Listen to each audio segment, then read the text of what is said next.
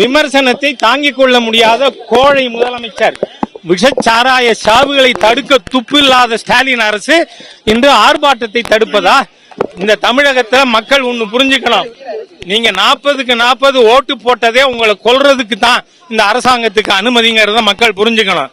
ஏன்னா 1970 ஆகஸ்ட் 30 வரை தமிழ்நாட்டில் சாராயம் கிடையாது. இந்த சாராய சாம்ராஜ்யத்தை நிறுவனதே கருணாநிதி என்கின்ற ஒரு தீய நபர். இன்னைக்கு சாராய சாவுக்கு வித்திட்டது யாரு? கருணாநிதி. திமுக குடும்பம், ஸ்டாலின் குடும்பம், கொலகார குடும்பமா இன்னைக்கு அந்த ஒரு ஆட்சி மாறி போயிருக்கு. இத மக்கள்கிட்ட எடுத்து சொன்னா என்ன? எதுக்கு சீஃப் மினிஸ்டருக்கு பயம்? எதுக்கு ஓடி ஒளியறாரு?